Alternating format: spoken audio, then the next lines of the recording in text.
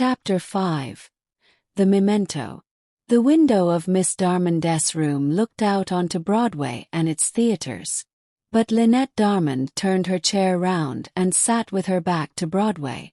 She was an actress and needed the Broadway theaters, but Broadway did not need her. She was staying in the Hotel Thalia. Actors go there to rest for the summer and then try to get work for the autumn when the little theaters open again. Miss Darmond's room in this hotel was a small one, but in it there were many mementos of her days in the theater, and there were also pictures of some of her best friends. She looked at one of these pictures now and smiled at it. "I'd like to know where Lee is now," she said to herself. She was looking at a picture of Miss Rosalie Ray, a very beautiful young woman. In the picture, Miss Ray was wearing a very short skirt and she was sitting on a swing. Every night in the theater she went high in the air on her swing, over the heads of all the people. When she did this, all the men in the theater got very excited and stood up. This was because, when her long beautiful legs were high in the air, her yellow garter flew off and fell down to the men below. She did this every evening, and every evening 100 hands went up to catch the garter. She did other things. She sang, she danced, but when she got onto her swing, all the men stood up. Miss Ray did not have to try very hard to find work in the theater. After 2 years of this, Miss Darmond remembered. Miss Ray suddenly left the theater and went to live in the country. And 17 minutes after Miss Darmond said, "I'd like to know where Lee is now," somebody knocked on the door. It was, of course, Rosalie Ray. "Come in," Miss Darmond called, and Miss Ray came in. Yes, it was Rosalie. She took off her hat, and Miss Darmond could see that she looked very tired and unhappy. "I've got the room above you," Rosalie said. "They told me at the desk downstairs that you were here." "I've been here since the end of April," Lynette replied. "I begin work again next week, out in a small town." "But you left the theater 3 months ago, Lee. Why are you here?" Short story. Rosalie Ray did this every evening, and every evening 100 hands went up to catch the garter. Rosalie Ray did this every evening, and every evening 100 hands went up to catch the garter. "I'll tell you, Lynn, but give me a drink first." Miss Darmond passed a bottle to her friend. "Ah, that's good," said Rosalie. "My first drink for 3 months. Yes, Lynn, I left the theater because I was tired of the life and because I was tired of men. Well, the men who come to the theater. You know, we have to fight them off all the time. They're animals. They ask you to go out with them, they buy you a drink or two. And then they think that they can do what they want. It's terrible. And we work hard, we get very little money for it, we wait to get to the top. And it never happens.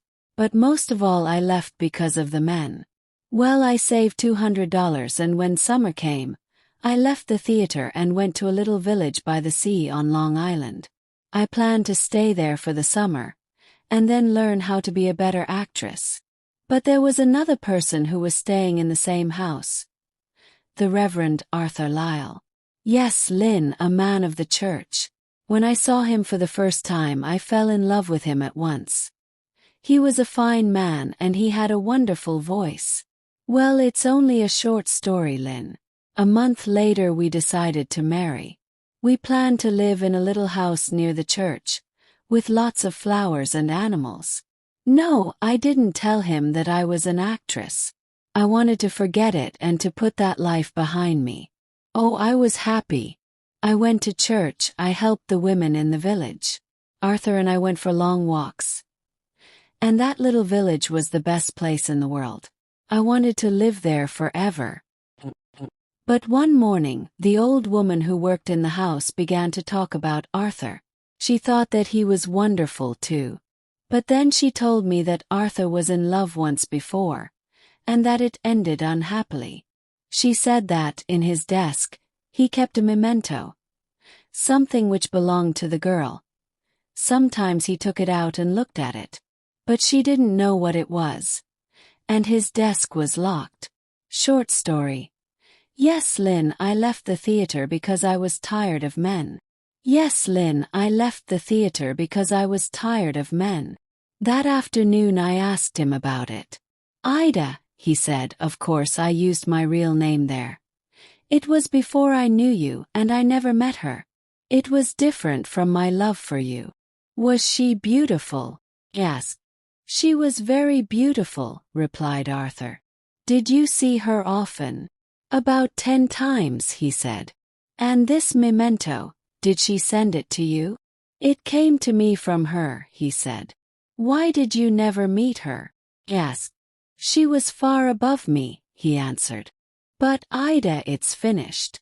You're not angry, are you? Why no. I love you 10 times more than before. And I did, Lynn. Can you understand that? What a beautiful love that was.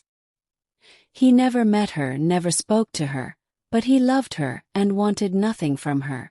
He was different from other men, I thought, a really good man. About 4 o'clock that afternoon, Arthur had to go out. The door of his room was open. His desk was unlocked, and I decided to look at this memento. I opened the desk and slowly I took out the box and opened it. I took one look at that memento, and then I went to my room and packed my suitcase. My wonderful Arthur, this really good man, was no different from all the other men. But Lee, what was in the box? Miss Darmond asked. It was one of my yellow garters, cried Miss Ray. Short story. Arthur was different from other men, I thought, a really good man. Arthur was different from other men, I thought, a really good man. The end.